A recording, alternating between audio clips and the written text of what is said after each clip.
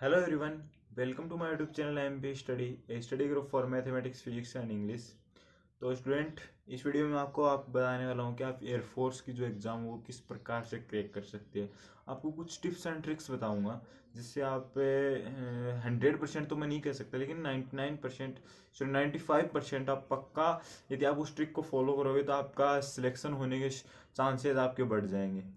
तो मैं फिलहाल आपको एयरफोर्स की अक्स ग्रुप के लिए बताने वाला हूँ, क्योंकि वाई ग्रुप का मेरे को इतना आइडिया है नहीं। बाकी और वीडियो वाई ग्रुप के लिए भी आने वाले हैं आगे, लेकिन अक्स ग्रुप के लिए देखो क्या होने वाला है। आप सभी को पता होगा, जो अक्स ग्रुप का जो पेपर है वो 70 नंबर का आता है। ठीक है, 25-25 की आती है मैथ्स और फिजिक्स, और 20 नंबर की आती है आपकी इंग्लिश। जो उसमें हर साल का जो कट ऑफ का क्राइटेरिया होता है वो सब्जेक्ट वाइज इंडिविजुअली आपका रहता है। 10 नंबर का आपका रहता है इंग्लिश, और 10 नंबर का रहता है फिजिक्स, और 10 नंबर का ही रहता है आपका मैथमेटिक्स। ठीक है, तो टोटल ये कट ऑफ का क्राइटेरिया रहता है। किसी साल ये कम भी रह जाता है, किसी साल 9-9 चला जाता है कोई सा, लेकिन 9 या 10 के आसपास मानिए। आप यदि 10-10 में है तीनों में, तब आप सेफ रीजन में हो, तब आपको कोई भी नहीं निकालने वाला है इंडिविजुअली रूप से। मैंने बहुत से कैंडिडेट ऐसे देखे हैं जो या तो मतलब इंग्लिश के कारण रह जाते हैं, या फिजिक्स के कारण रह जाते हैं, या फिर मैथ के कारण रह जाते हैं।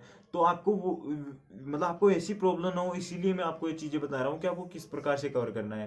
क्योंकि आपका हर स्टूडेंट का कोई ना कोई एक तो स्ट्रॉन्ग पॉइंट होता ही है। ठीक है, तो स्ट्रॉन्ग पॉइंट तो आपका स्ट्रॉन्ग पॉइंट है, उसमें तो आपको कोई निकालने वाला है नहीं। लेकिन जो वीक पॉइंट है उसको यदि आप थोड़ा सा बेटर कर लोगे, तब आपकी सिलेक्शन होने के चांसेस है वो बढ़ जाते हैं। क्यों? जैसे मान लीजिए आपने, आपका स्ट्रॉन्ग पॉइंट तो मैथ्स है, लेकिन आपका वीक पॉइंट इंग्लिश, आपने इंग्लिश है वो बहुत कम पढ़ी है 12th तक। ठीक है, तो अब आप इसको कैसे क्लियर करोगे?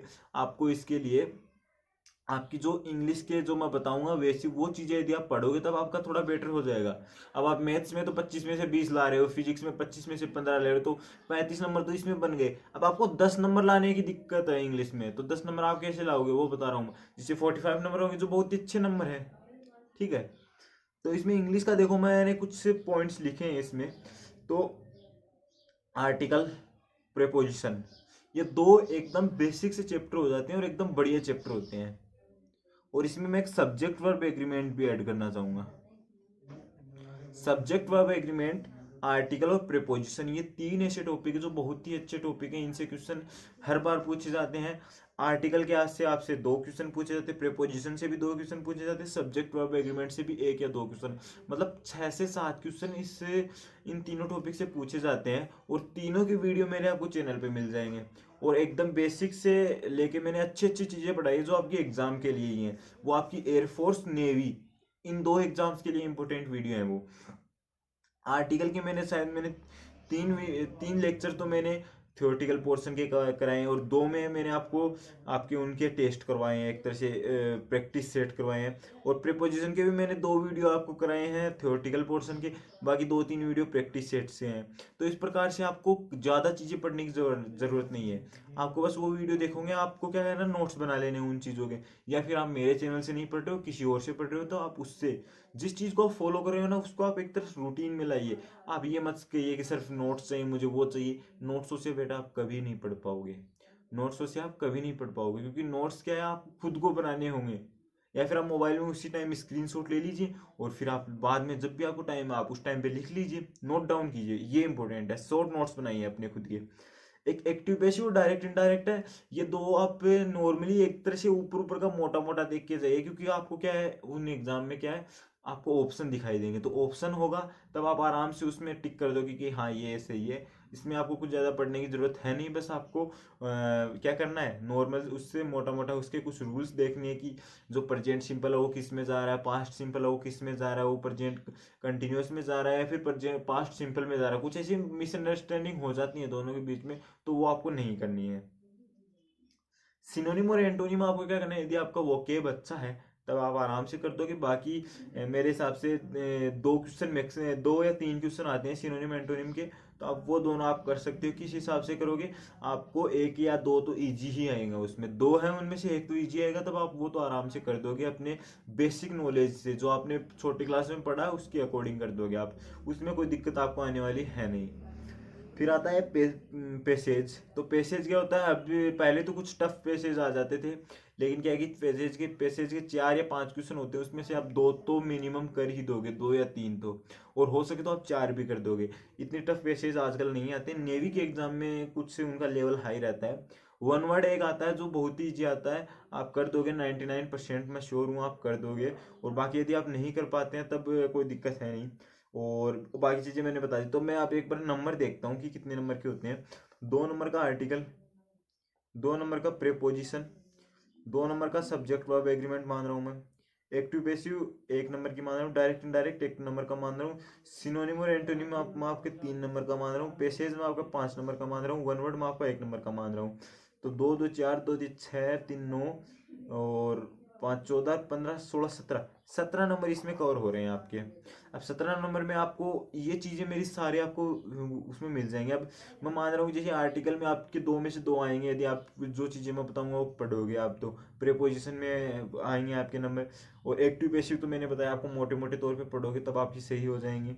एयरफोर्स का लेवल थोड़ा प्रिपोजिशन इनमें कम ही आता है, एक्टिव पैसिव में कम आता है, डायरेक्ट इनडायरेक्ट में। जो नेवी की एग्ज़ाम है उसमें थोड़ा सा लेवल हाई कर दिया है। और पैसेज के भी यदि आप 5 में से 3 भी सही कर दोगे तब हो जाएंगे। तो मैं कह रहा हूँ 10 नंबर तो लाना आपके लिए बहुत ही ईजी चीज़ है। बाकी यदि आप और एक्स्ट्रा लाते हो तो आपके लिए बोनस है, क्योंकि आपका मैथ और फिजिक्स में एक तो चीज़ स्ट्रॉन्ग है।